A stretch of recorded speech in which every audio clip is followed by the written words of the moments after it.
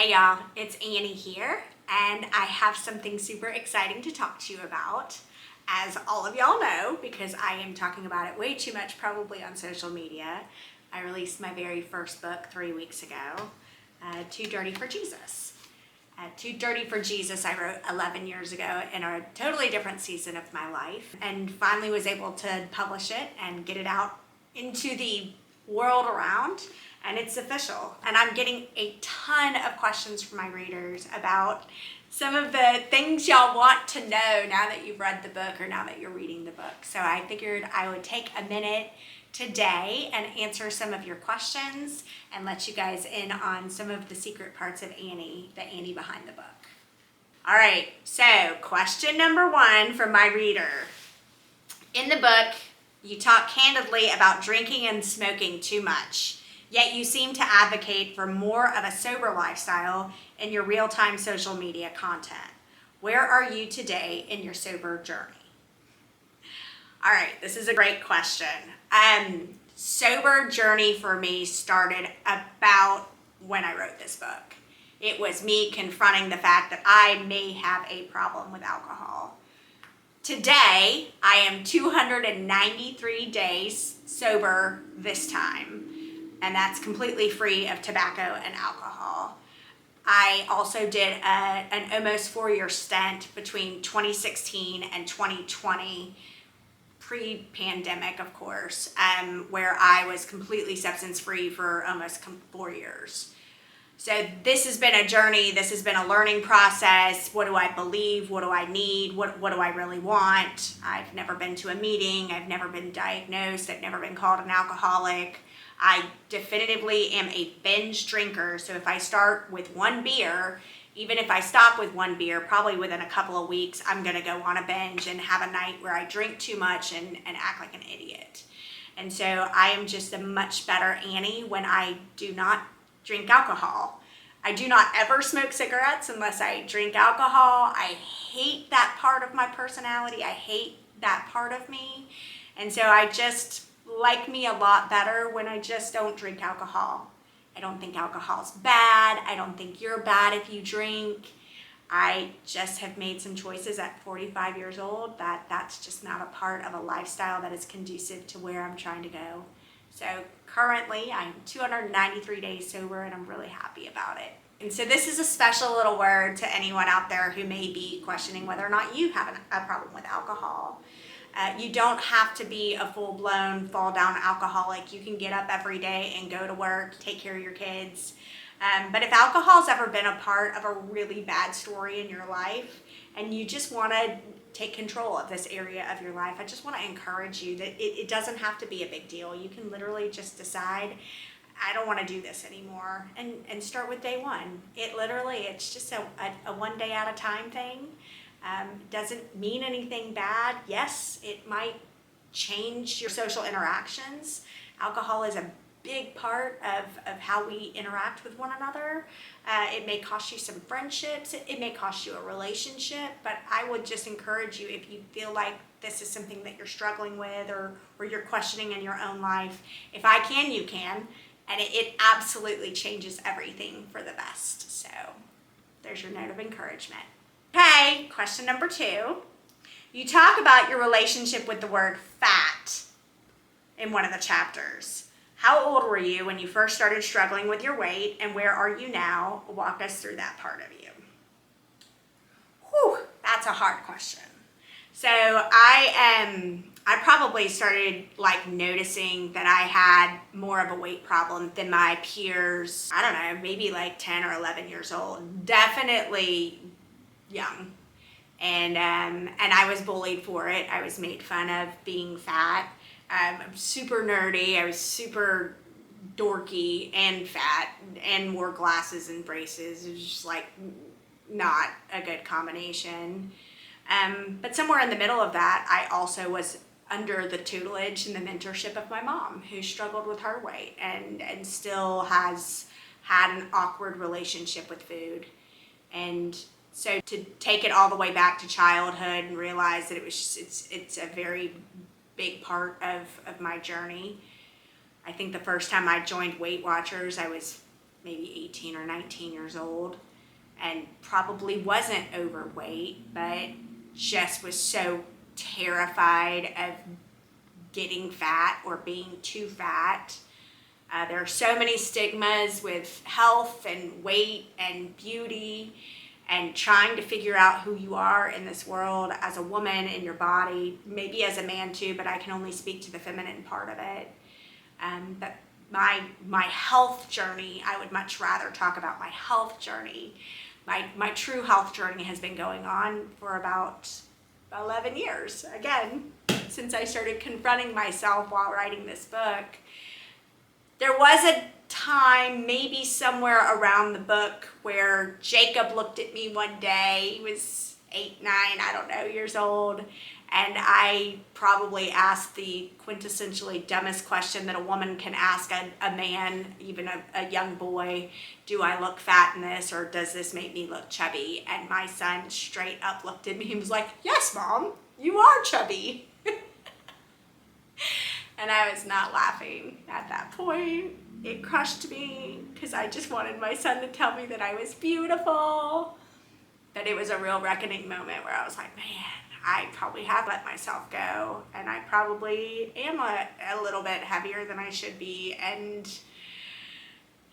what am I gonna do about it? And so that all, of course, held hands with not drinking alcohol and not abusing my body with substances, right? Like, it's kind of hard to tackle one and not tackle the other. So my health and wellness journey now is just, it's robust. I love to take care of my health. It is such an important part of who I am. And I've even developed a health and wellness model that I will share, hopefully, with the world one day, hopefully in book form one day.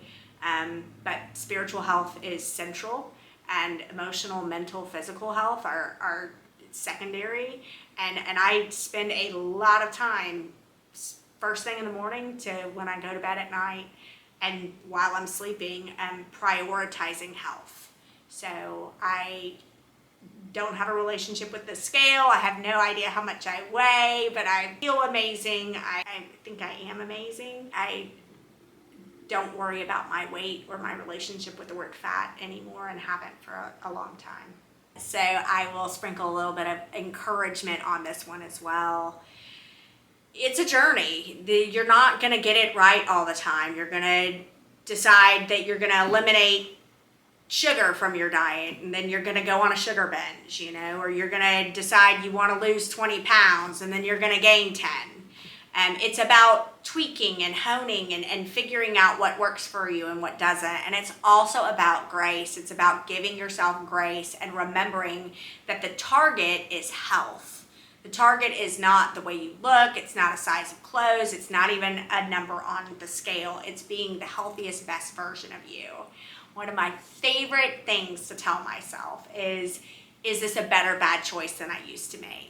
So if my norm used to be binging Doritos and Oreos, and now I overeat sugar-free chocolate and pecans, well, yes, that's a better bad choice. So progress is just such an important thing to remember when it comes to health and wellness. That we're progressively making better choices, and we're at least confessing, we're talking, we're being accountable to one another, to ourselves, when we are making just toxic, binge, horrible decisions that are just not going to make us feel very good in the end. Okay, question number 3 is probably my favorite. I love this one. If you're really a genius, why didn't you go to college? So let's just talk about the genius thing real quickly. Guys, I'm not walking around telling you guys I'm a genius because I have an overinflated ego, okay? My ego has been slaughtered. All of my dirty secrets. No. The first 23 years of dirty secrets are pretty much in here, and then there's going to be another book full of maybe more worse sorted stuff. This is not about my ego. I was nonverbal at 4. My parents thought that I was mentally retarded. I was IQ tested because they thought there was something wrong with me. And that was in 1984. Me being a creative genius at 45 years old, having learned how to work with all of my eccentricities and my neurodivergencies, I'm not neuronormal, has taken me 45 years to figure this out. So Let's just set that one straight. The answer to the college question is I've actually been enrolled in college 2 times. The first, right out of high school, even though, yes, I did graduate from summer school, but I immediately was accepted over at Southern Poly Technical University in Marietta, Georgia for pre-architecture. And I was a pre-architecture declared major at 18 and a half years old, and I was going to be an architect. And that lasted less than 1 semester. I took a psych class and a public speaking class, and I thought for sure I had entered into a portal of hell that I was never, ever, ever going to be okay with.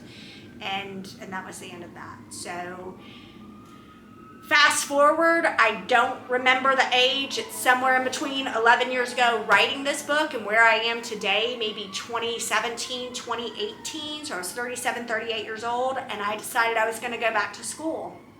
And I was going to go get my law degree because I am passionate about advocacy, and I'm passionate about advocating against domestic violence, and I'm passionate about helping women who may feel financially trapped in horrible abusive relationships and they don't know how to get out, and I want desperately to be able to help them. So I thought, all right, I'm going to go to school, I'm going to get a family law degree, and I'm going to start practicing pro bono law and help victims of domestic violence get out of abusive marriages. So I applied, I was accepted to Kennesaw State University, and it's the exact same story. I went, my first semester, somewhere in this you also have to understand I'm a single mom raising 2 children on an under poverty income. And so everyone's telling me around me, like, you should go back to school. You would get free school. And I'm like, free school? That doesn't make any sense. Oh yeah, there's a ton of grants. There's a ton of options for someone like you. So throw that in.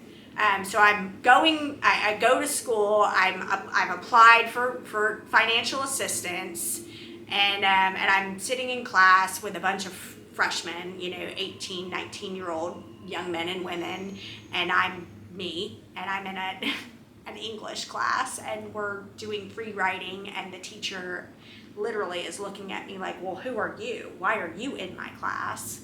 And then there is a question about my financial aid package, because the reality is that the only way they were going to give me a free education is if I went to school full time.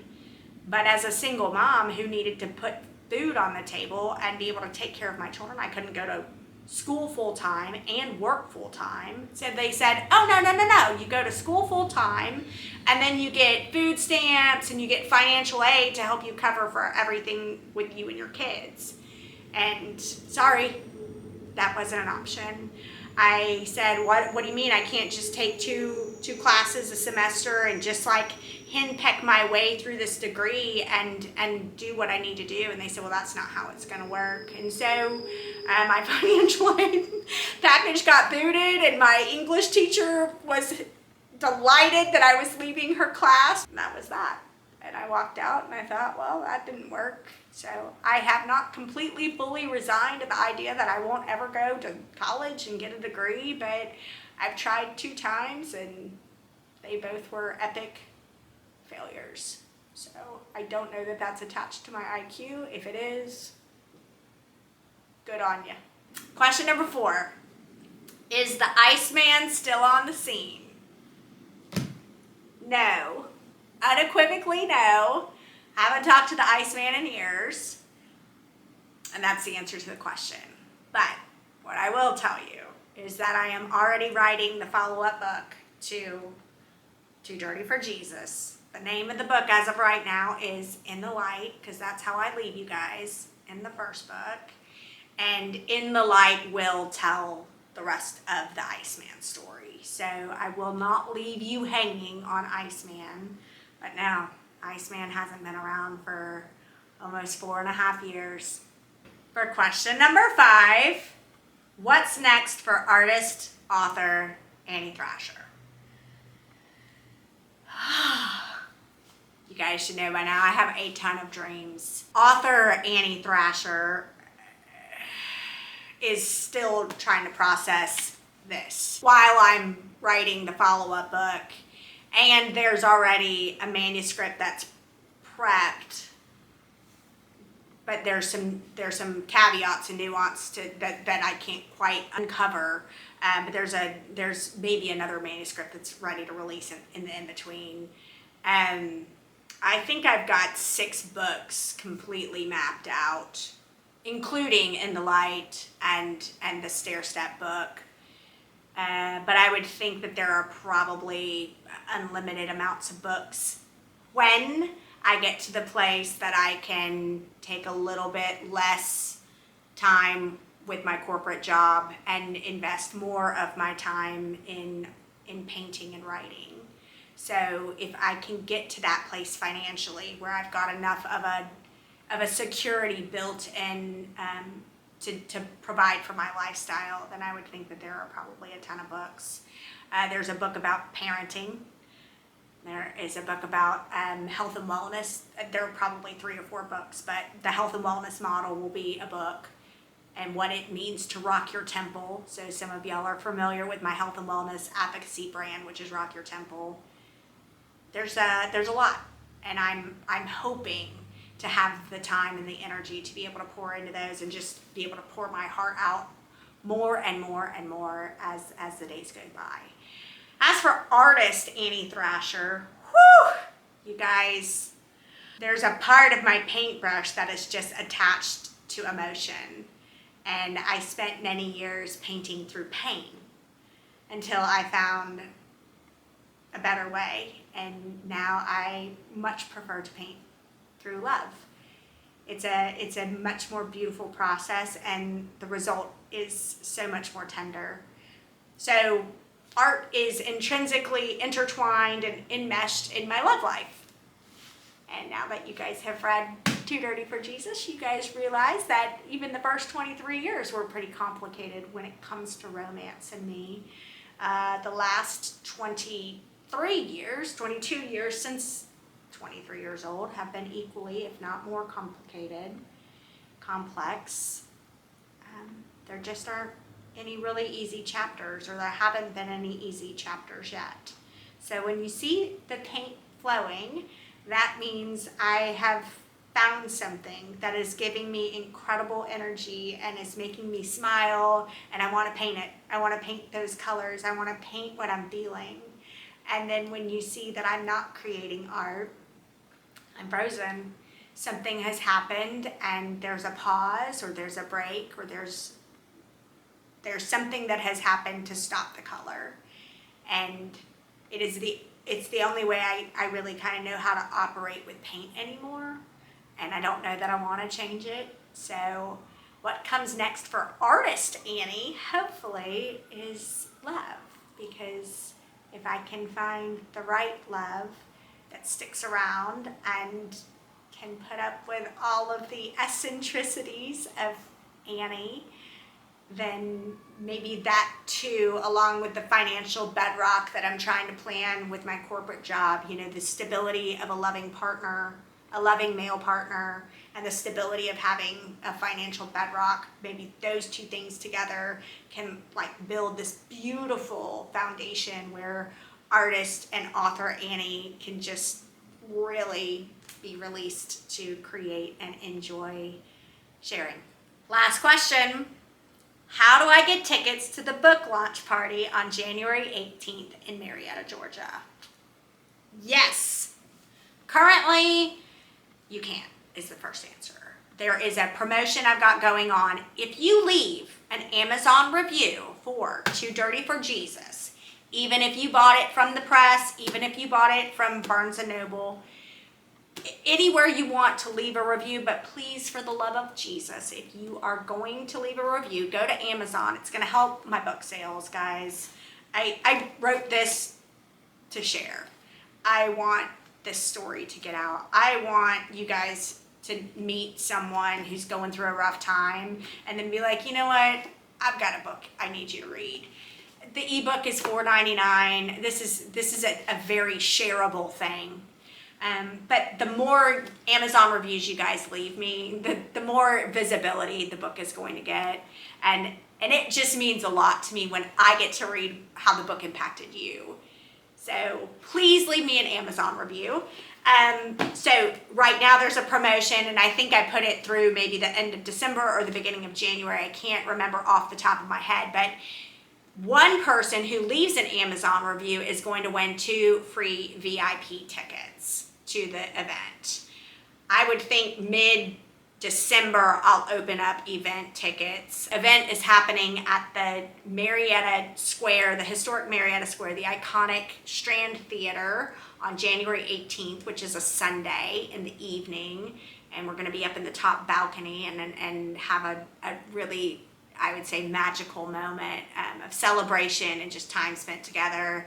Obviously, if you have a book, you can bring the book, get the book signed. If you don't have a book yet, I will have books to sell.